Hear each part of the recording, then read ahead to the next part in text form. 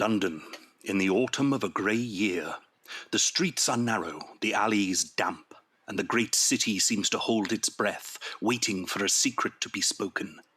Into this dim breath of London walks a man returned from exile. Arthur Clennam, tired of heart and burdened by a question his father whispered on his dying bed. Home. Though it feels more like a vault. You return unannounced. That is unlike you. Mother, are 5 years abroad worth no greeting? Greetings are for friends. We are bound by sterner ties. Then let us speak plainly. Mother, Father died fearing some old wrong. A debt of the heart, not of money. He said your mother knows. Your father was delirious. He clung to your hand.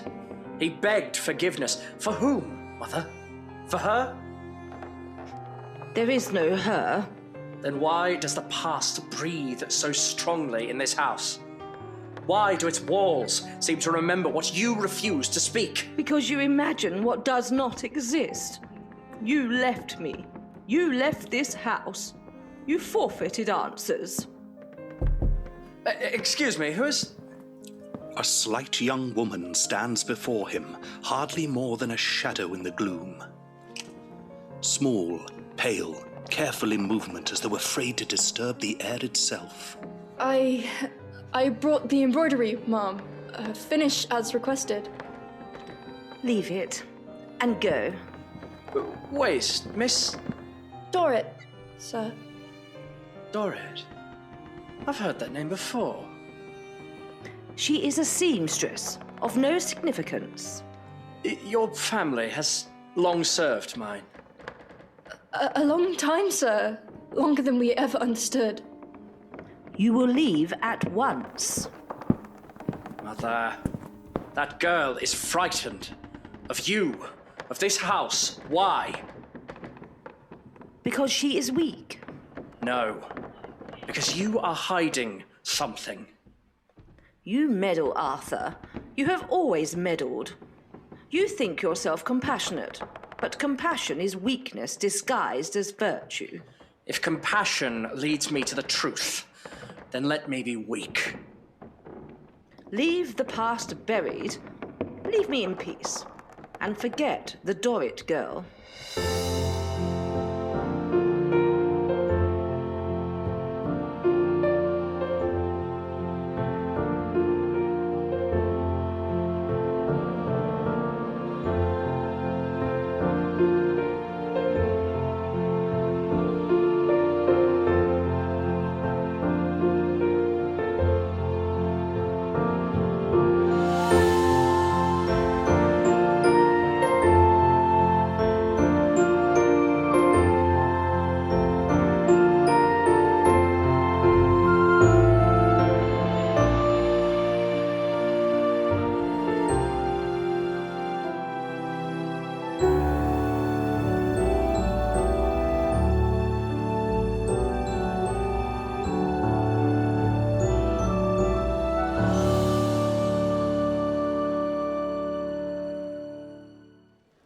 Arthur steps into the fading evening, the name Dorrit beating in his mind.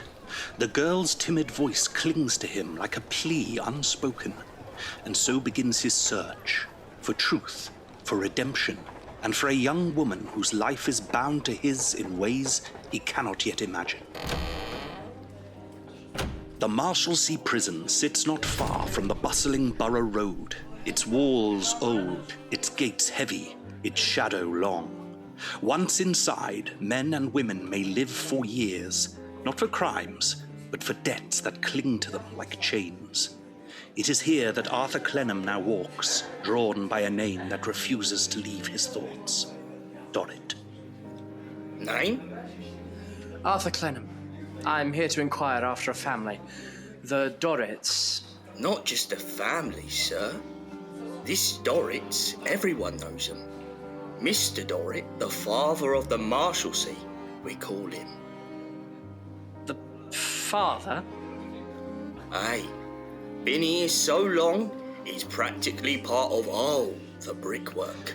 A small courtyard forms the heart of the prison. It is surprisingly lively. Poverty often is. Debtors walk in slow circles, gossip floats, and children dart between pillars as if the gates were no more than a garden hedge. Amy Dorrit moves among them like a quiet blessing, carrying small bundles of mending. Here is your shirt, Mr. Jones. I stitched the collar tighter. Your neck seemed chilled last week. Bless you, Miss Amy.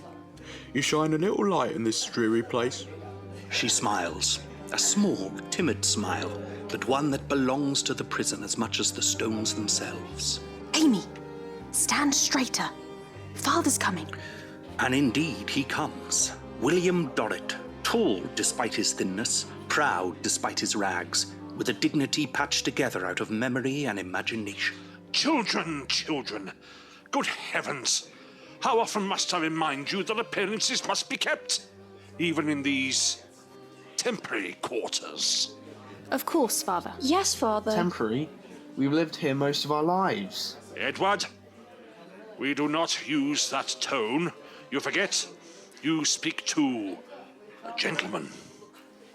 A gentleman with warm boots and no money for supper. Fanny. I will not have discourtesy from my own son. The Marshalsea respects me. I command influence here. If influence means owning everyone. Enough! Father, perhaps we should sit a moment. You look tired. You are always considerate, Amy. Always my comfort.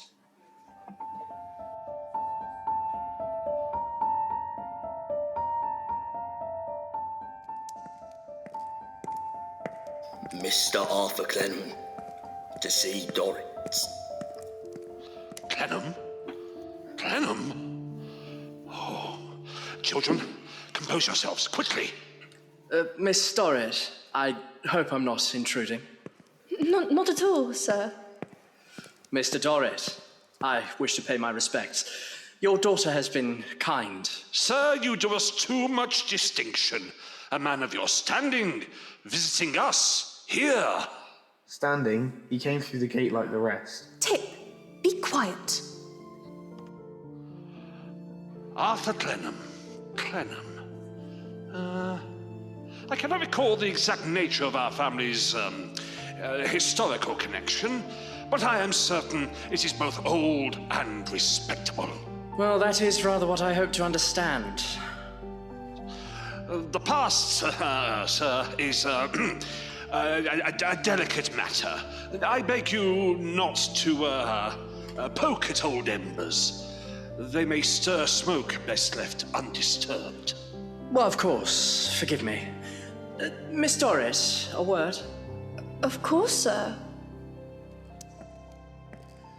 Miss Dorrit, your family has endured so much. How do you bear it? Quietly, sir. One cannot be proud in a place like this. Only patient. You shouldn't have to be patient alone. I'm not alone. Not really. The Marshalsea, it becomes a kind of family, even if it is a prison.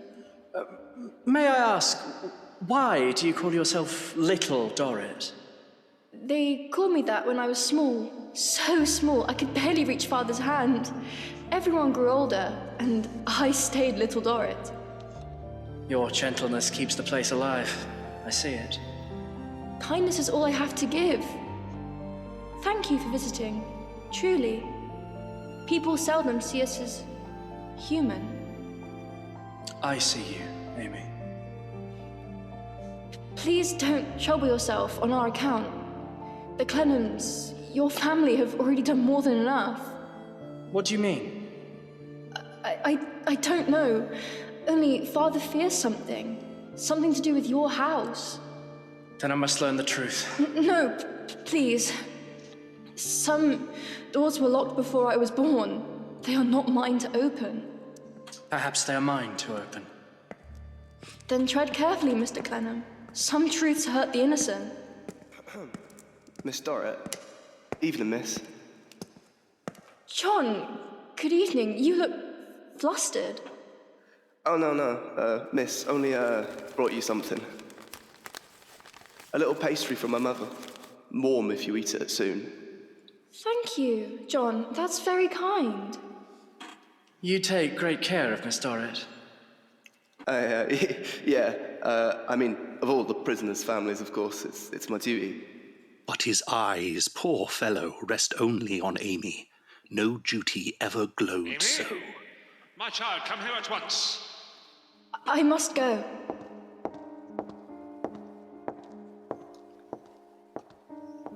She deserves better than this place. Better than any of us here can give. Yes. Yes, she does. Arthur leaves the Marshalsea with his heart divided, half aching for Amy Dorrit, half burning for the secret buried in his mother's house. Shadows lengthen behind him, but the path forward is darker still. Little Dorrit. Why do you follow me, sir? Well, I know you're on your way to my mother's for work, but Actually, sir, I am to visit my friend Maggie. I see. Was inquiring more about my person. I'm just curious. Mother won't allow me to breathe a word. May we talk? Out here, sir? That's hardly... Then in the coffee house, perhaps. A coffee house? Yes, there's a rather delightful one just up here.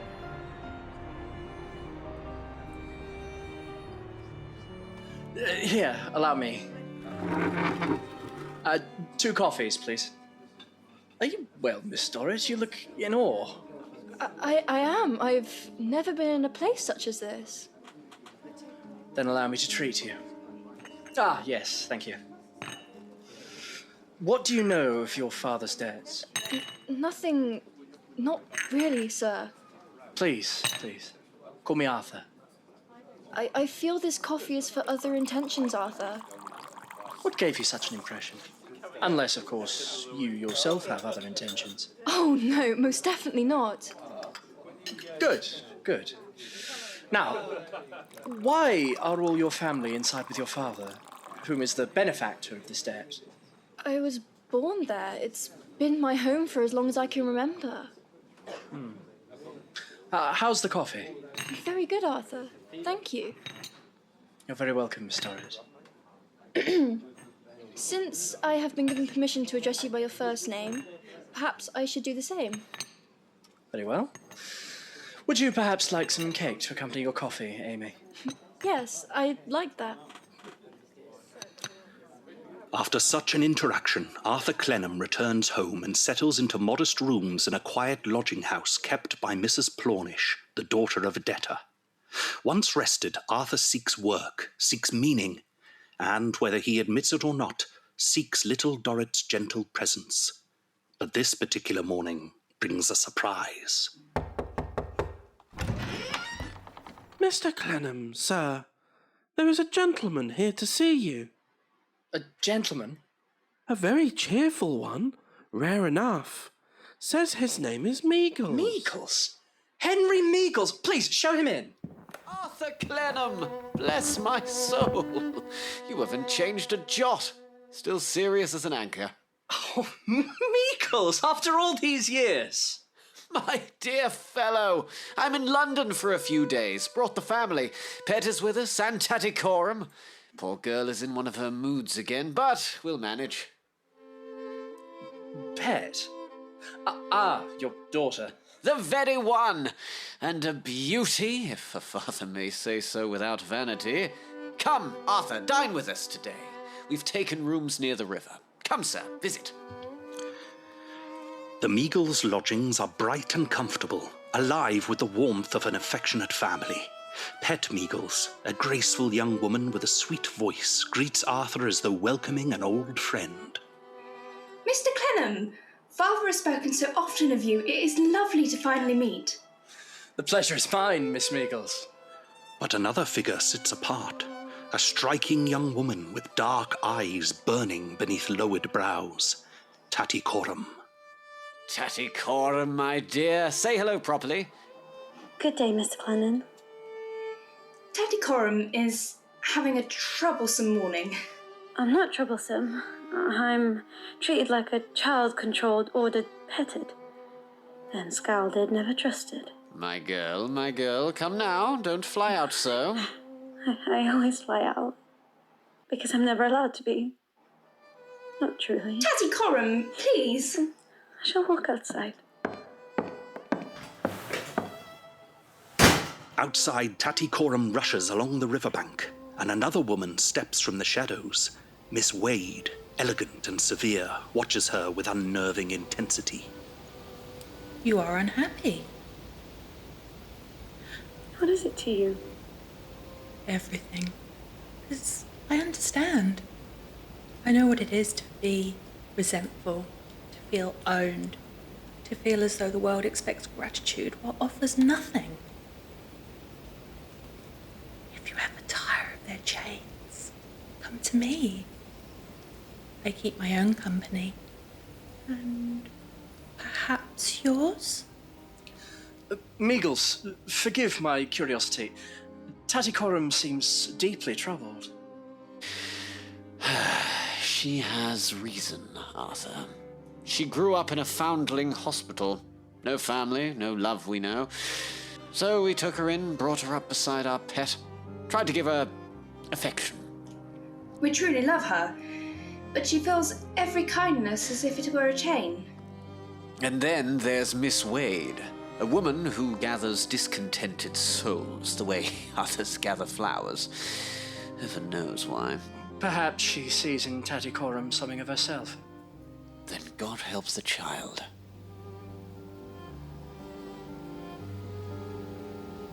Mr. Clenham, may I ask you something? Father worries about you. He says you carry a heavy weight. He's not wrong. There are questions about my family's past. And a girl I met. Little Dorrit. You know of her?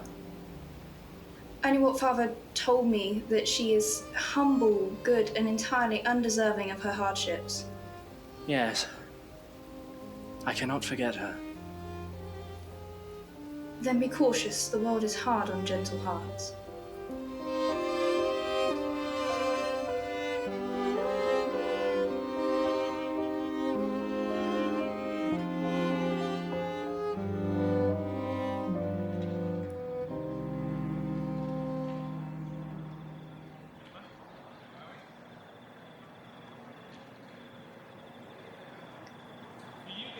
So, Miss Amy, Yes, the light is better here. I guess the sun helps with that. I guess it does. A question, Miss, if you'll allow me. Go on. Do you perhaps, are you presently stepping out with anyone? Only I've noticed you with Mr. Clenham and... That is none of your business, John. Is that a no? Would you maybe step out with me? John, please don't. I could see us together, Amy. We've known each other since we were children. Yes, we were childhood playmates. Could we be more? We could get married, Amy. We could have our own children and they would be playmates too. John, slow down. Please, listen to me.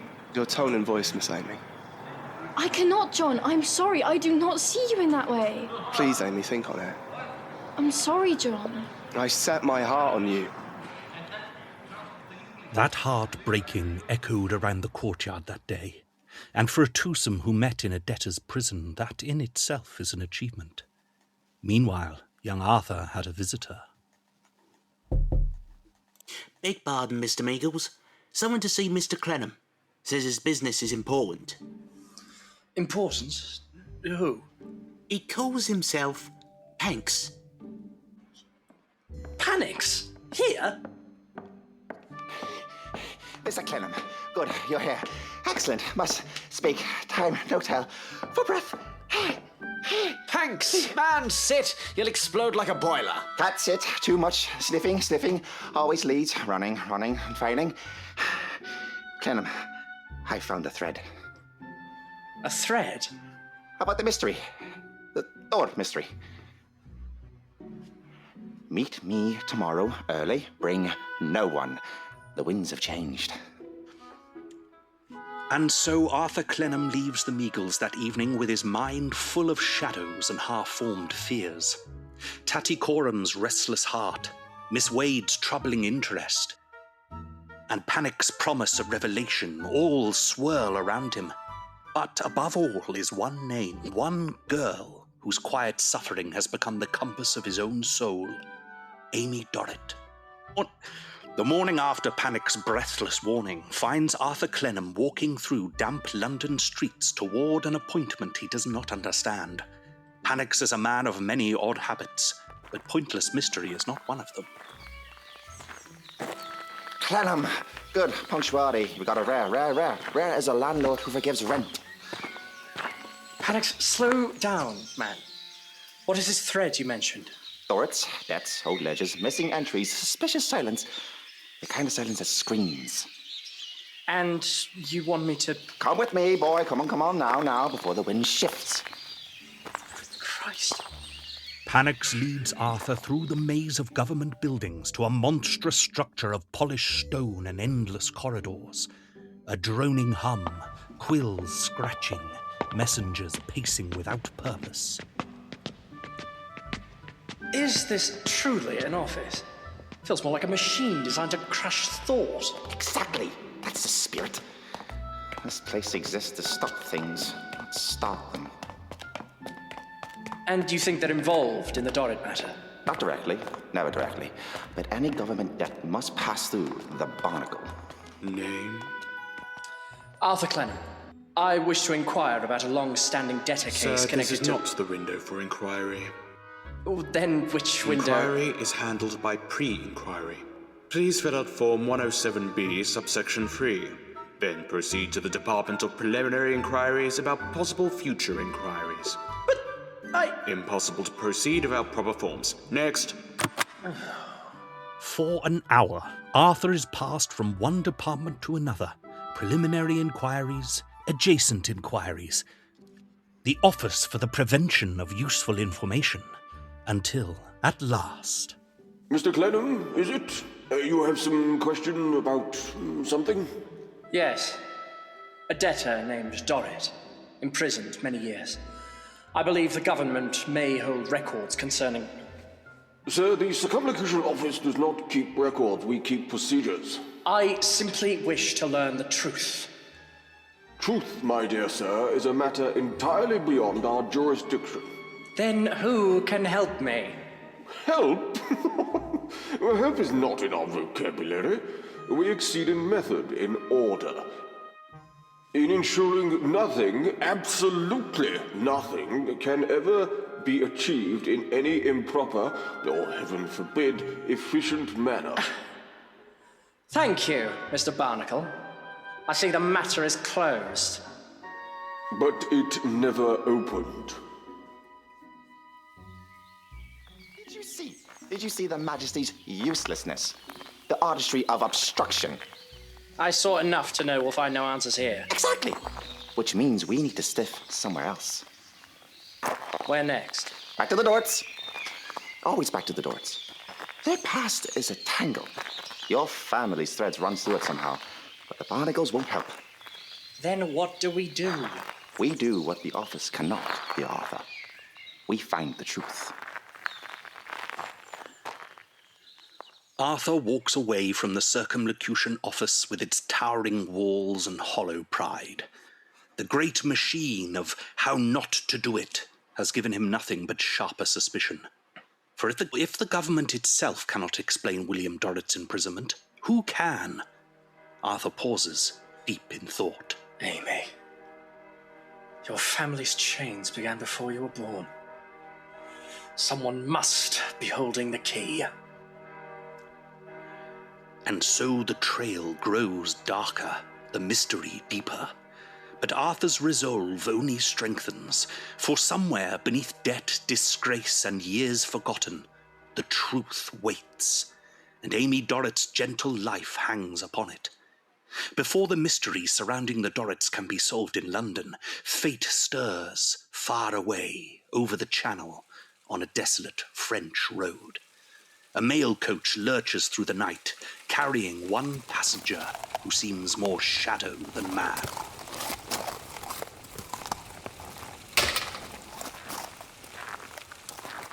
storm coming. I can smell it. But storms are good. They loosen old timbers and old secrets. This man has travelled under many names. Tonight he wears the name Blandois. But in Marseille, many still whisper Rigaud, a murderer, elegant as a cat and twice as patient. Monsieur, your room is ready. And the letters? The ones addressed to the English family? Oui. They are in the safe, as requested. Excellent. Secrets travel more slowly than horses, my friend. But they do travel.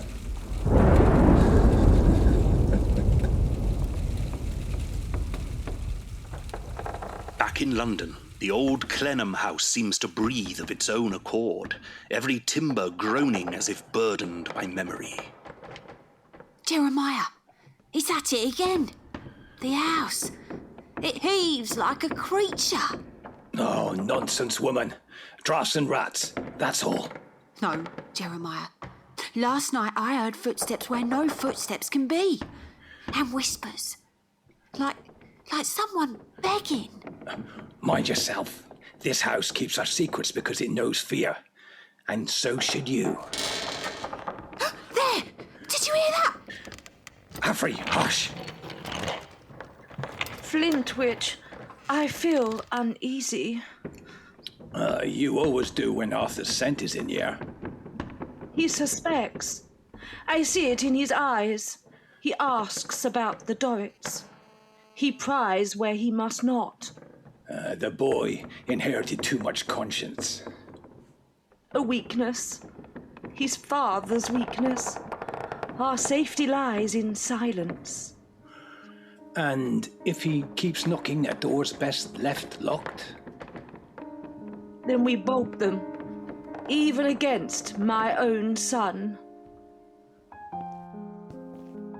Rigaud, Blandois, whatever name he wears, steps fully into London. He moves with the confidence of a man who owns every secret he touches. London, a city fat with hidden gold and guilty hearts. I shall dine well here.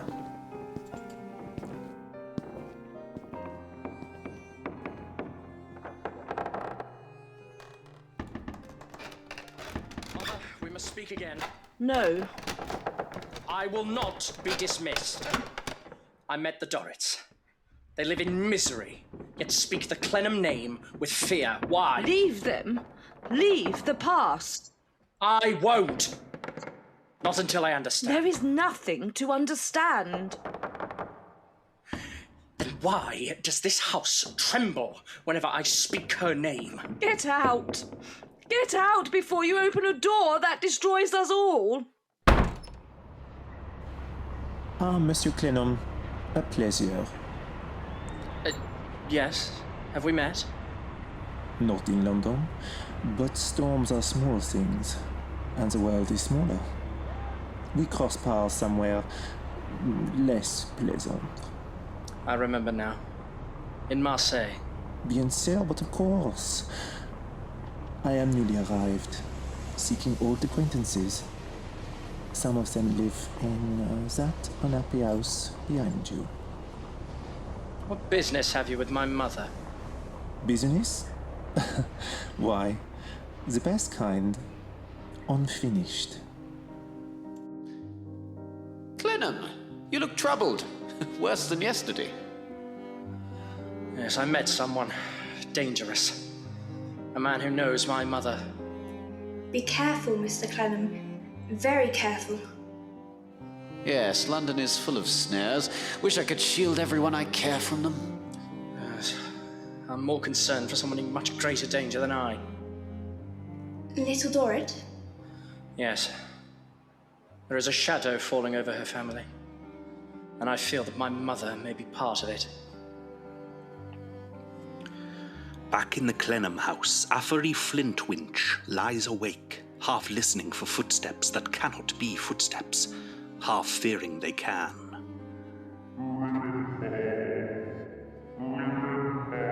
Jeremiah! Jeremiah, wake! Oh, please, wake! You hear nothing. You saw nothing. You dream nothing. Understood? But the house remembers. It remembers something terrible. The Clenham house trembles again, more violently than before. Secrets strain at their locks. Shadows stretch their fingers across London. And Arthur Clenham, caught between the Dorrit's suffering and his own mother's guilt, walks straight towards a truth darker than he imagines. Night settles softly over the Marshalsea. The prisoners talk in low murmurs. Children sleep in corners. The air smells of damp stone and exhaustion. Amy Dorrit finishes her day's mending and steps outside for a moment's breath.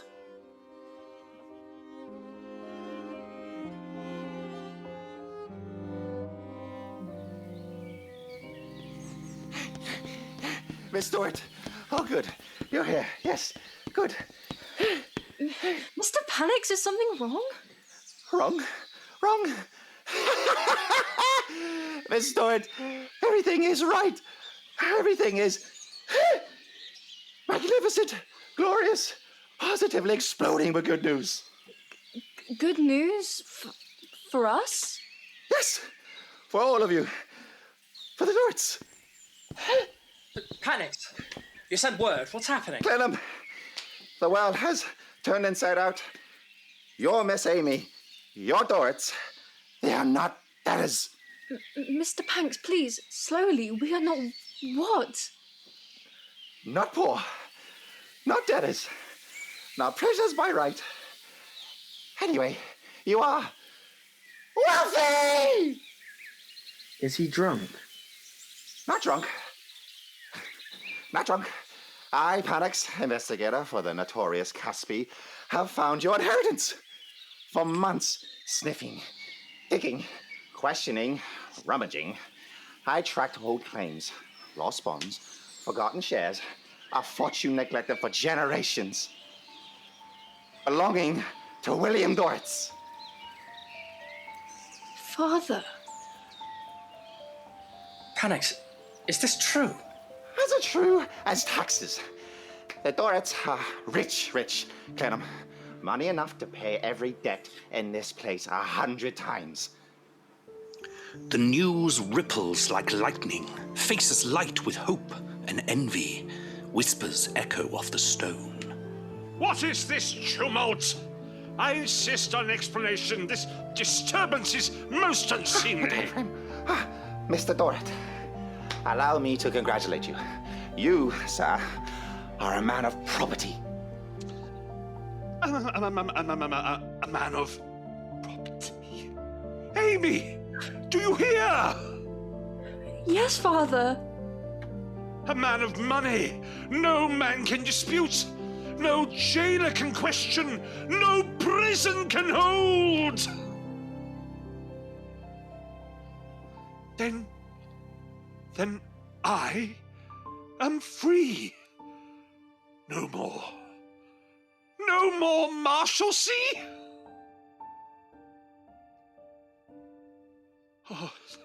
Oh, thank God. Oh, thank God. Oh. Miss Amy, free? Then she won't... John Shivery turns away, his heart breaking quietly in the corner.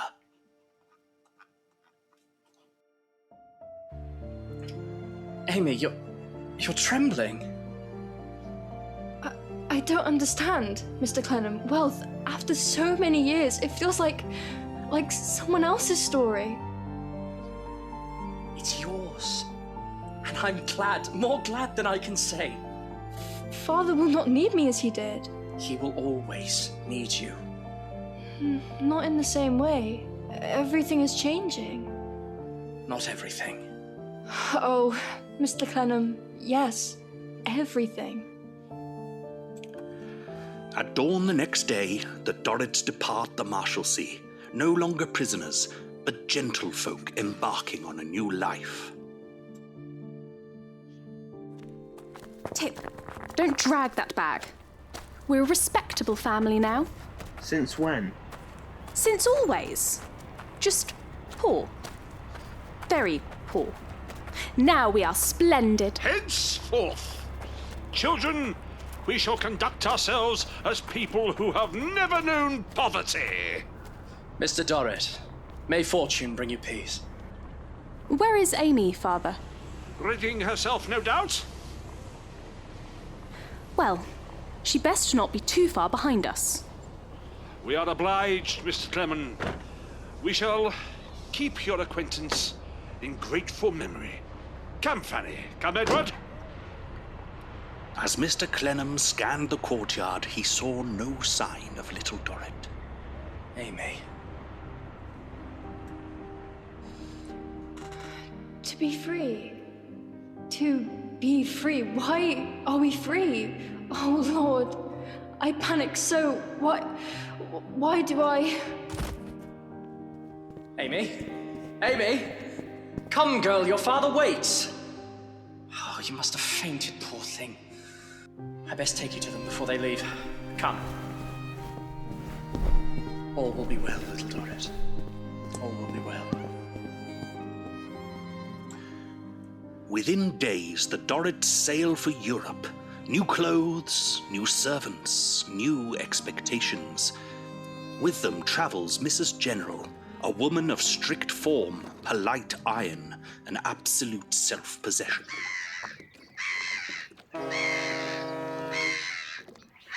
Miss Dorrit, remember, no emotion, no unnecessary opinions. Politeness is your duty, propriety is your guide, and always cultivate your form. Oh, delightful. Yes, Mrs. General. Are you certain this investment is sound? My good sir, everyone of means places confidence in Mr. Myrtle. His enterprise is the spine of the nation. Well, if you believe so. Believe? I know it! Do not question me, Mr. Clement. Mr. Dorrit speaks sharply now, as though wealth has thickened his voice. Very well. Arthur Clenham watches the ship fade into the distance until it becomes a speck, then nothing. The Dorrits are gone, lifted into wealth like figures from a dream. And though he does not speak it aloud, Arthur feels a quiet ache, as though something gentle has been torn from his life.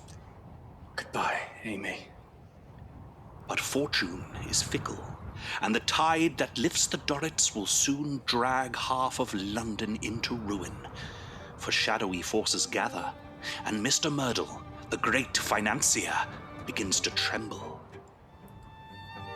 The Dorrit family, newly wealthy, sweeps across the continent, Italy, Switzerland, France, trailing servants, luggage, and expectations.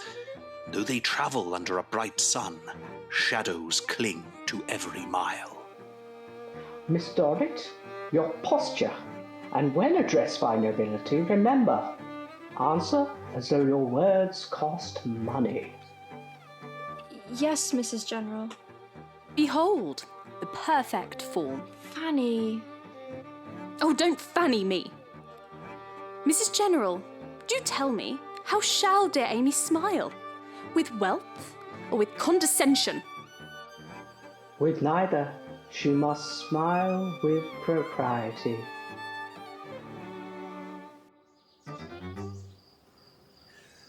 I have done as you asked, but there has been no sign of Tattycoram.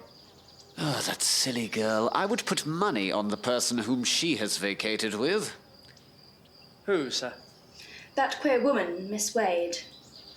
I do not know this woman of which you speak. She had been hanging around our residence as of late, putting silly ideas into Tattycoram's head. We tell her to steady. Ask her to count through this worrisome anger she seems to hold. But last night, Arthur, she would count no further than 8. I do worry for her. I will spread word. Very good. And if you hear of anything, send a message right away. Of course, sir. You seem sad, Arthur. I worry for Tattycoram, of course. No, that is not the cause of your pain, sir. Let us not pry, my pet. No. No, she's correct, sir. For the Dorrits have left. Ah, so little Dorrit is the cause. Yes. Yes, indeed.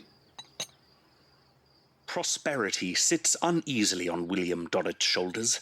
He walks with grandeur, speaks with importance, but the Marshalsea clings to his mind like a ghost. I had interests in London, business affairs of long standing. My family is of high.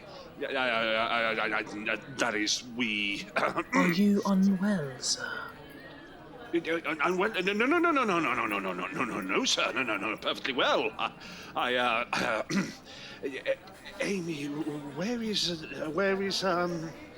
Father, I'm here. Sit, please. Oh, these halls, they're too large, too many people.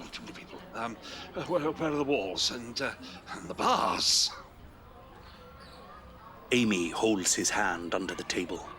While the world around them feasts and laughs, her father trembles at invisible chains.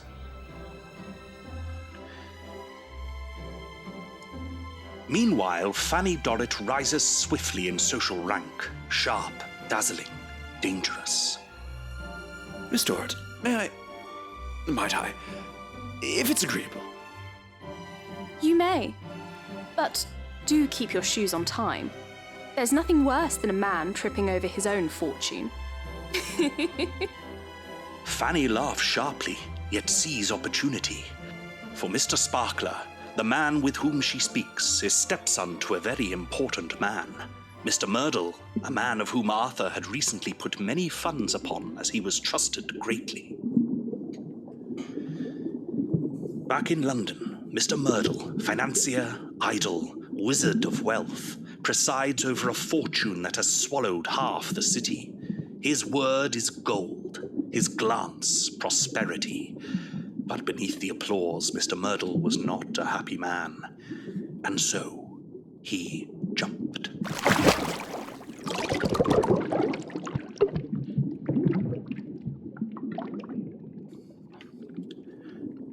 Then, one cold morning, London wakes with rumours. A whisper in a coffee house, a clerk's pale face in the bank, a sudden stop in the great machine. Merdle is dead. His account's ruined. Gone.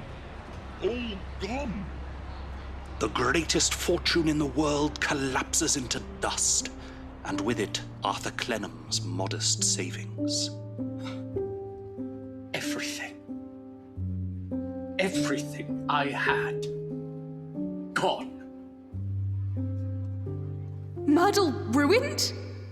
Oh, what ruin has he left us with? Will be laughed at, mocked, pitied. Marshalsea, no. Father? Silence! No, Marshalsea, we are not. Father! William Dorrit never recovers from the blow. His mind returns entirely to the Marshalsea, to debts, to shame, to despair, and from that shadowed memory he never finds his way back. Amy, take me home to the Marshalsea. Father, please. Amy, my child, forgive. William Dorrit dies abroad, a wealthy man who believed in the very last breath that he was still a prisoner.